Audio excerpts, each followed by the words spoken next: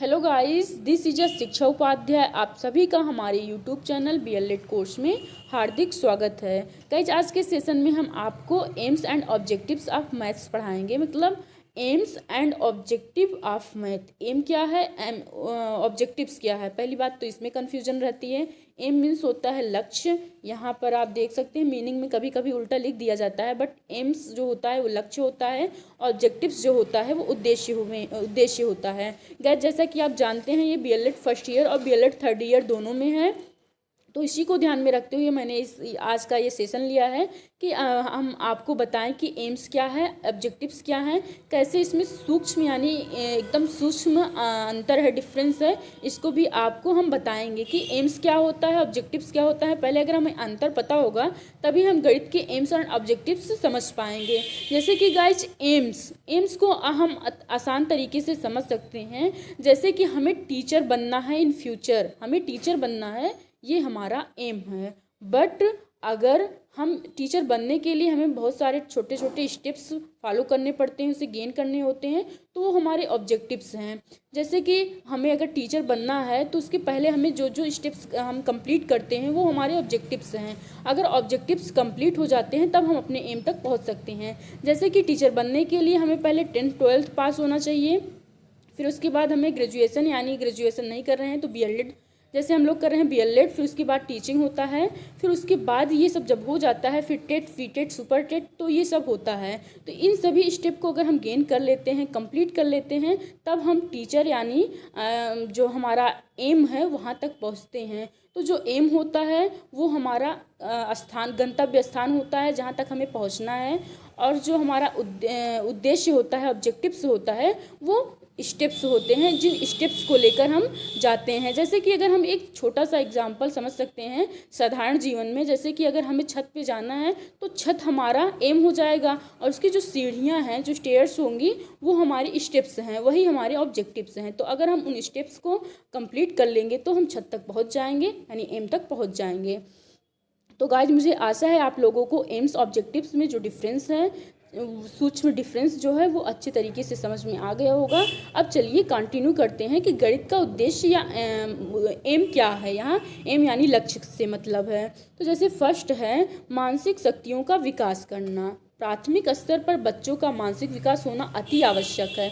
क्यों होना आवश्यक है? क्योंकि बच्चे जो होते हैं वही बेसिक होता है। जो चीज़ वो अपने बचपन में सीख लेते हैं उसे कभी भूलते नहीं हैं, क्योंकि बच्चे जो होते हैं अपने टीचर की बहुत नकल करते हैं। तो टीचर को ऐसा होना चाहिए ताकि बच्चे अगर उनसे सीख रहे हैं तो टीचर को उस तरीके से क्वालिटीज़ होनी चाहिए उनके अंतर्गत, वो बच्चों का विकास कर पाए। मानसिक शक्तियों का विकास करना गणित का उद्देश्य कैसे हुआ?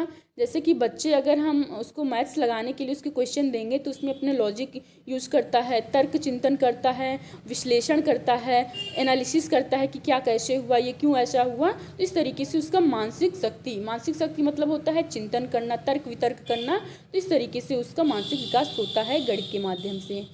फिर उसके बाद सेकंड है गणितीय तथ्यों का ज्ञान। गणितीय तथ्यों का ज्ञान जैसे जोड़ना, घटाना। जब बच्चा बेसिक से मतलब एकदम शुरुआत में अपना पढ़ाई करता है तो उसमें उसको एडिशन, सब्सट्रैक्शन, मल्टीप्लिकेशन, डिवीजन, ये सब उनको टर्म बताए सिखाए जाते हैं कि ये क्या होता है, ये कैसे तुम्हारे बाद में सहायता करेगा, कैसे चीज़ों को सीखने में आप यूज कर सकते हैं। तो इस तरीके से गणितीय तथ्यों का ज्ञान होता है। फिर उसके बाद है तार्किक शक्ति का ज्ञान, यानी लॉजिक का विकास करता है।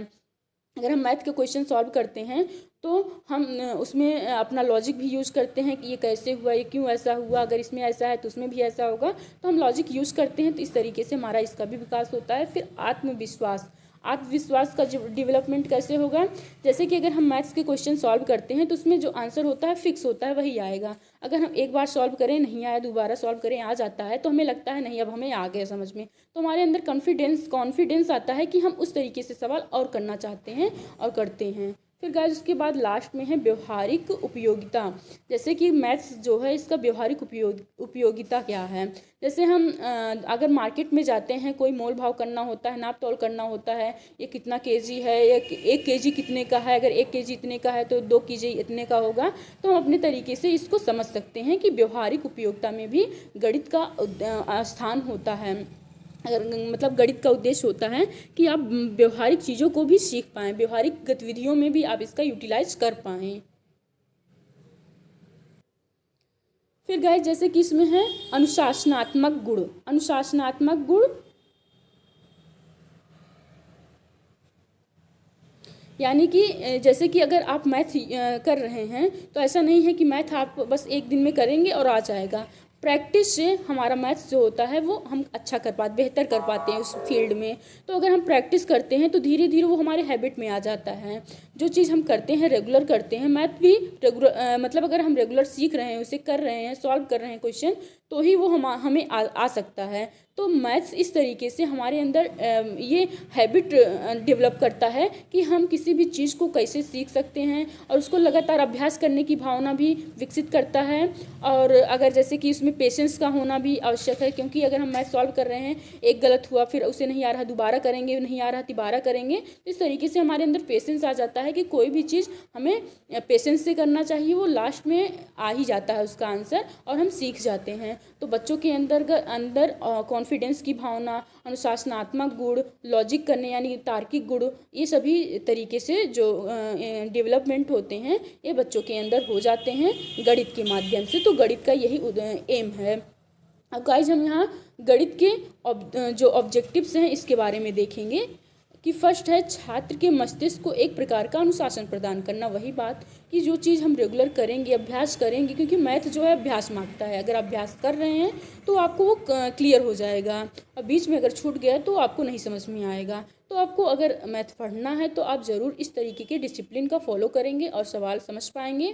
तो इस तरीके से आपका ये जो भावना है इसका विकास होता है। छात्र के तकनीकी के लिए तैयार करना। टेक्नोलॉजी में गणित का आप जानते ही कितना ज़्यादा योगदान है, कंट्रीब्यूशन है। तो अगर आपको टेक्नोलॉजी से रिलेटेड कुछ भी जानना है तो मैथ की जानकारी तो आवश्यक है।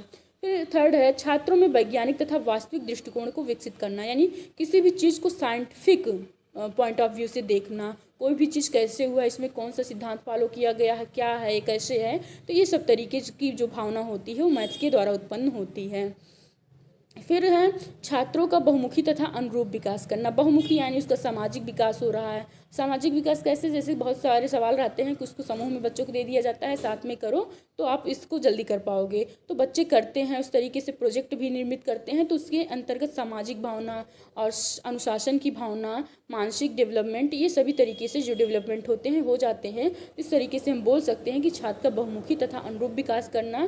फिर सेल्फ कॉन्फिडेंस, जैसा कि आपने अभी देखा कि एम्स में भी था कि बच्चे अगर उसे करते हैं नहीं आ रहा, फिर दोबारा करते हैं आ जाता है, तो उन बहुत खुश होते हैं बच्चे। फिर उस तरीके क्वेश्चन वो हमेशा सॉल्व करने के लिए उत्सुक रहते हैं।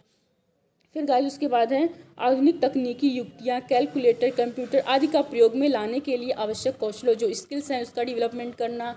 गणित के ज्ञान की अन्य क्षेत्रों में उपयोगिता की सराहना करना। फिर गणित तालिकाओं का समस्या समाधान में उपयोग करने की योग्यता का विकास करना, यानी जो प्रॉब्लम सॉल्विंग, अगर आपको उस प्रॉब्लम कोई दिया जाता है तो आप अगर मैथ्स का सही तरीके से मतलब पढ़े हैं, या कोई भी लॉजिक आप सीखे हैं कि कैसे क्या होगा, तर्क करना अगर आपको आता है, आपके मानसिक शक्ति का विकास हुआ है, तो आप समस्या समाधान भी कर सकते हैं। तो गाइज ये था मैथ्स की ऑब्जेक्टिव्स और एम। ये बीएलएड फर्स्ट ईयर और थर्ड ईयर दोनों के लिए हेल्पफुल है। आप लोग इससे अपना नोट्स बना सकते हैं। तो गाइज आज के लिए बस इतना ही, मिलते हैं नेक्स्ट वीडियो के साथ। Thank you guys. और हाँ गाइज, आप लोग अगर इस चैनल पर बीएलएड कोर्स के चैनल पर फर्स्ट बार विजिट कर रहे हैं तो सब्सक्राइब कीजिए और बेल आइकन को ज़रूर प्रेस कीजिए, ताकि सभी जो नोटिफिकेशन है आप तक पहुंच सके और आप अपनी पढ़ाई कंटिन्यू कर सकें। और गाइज ये सेशन अगर आपको पसंद आए तो लाइक करना बिल्कुल मत भूलिएगा guys. Thank you, thanks for watching guys.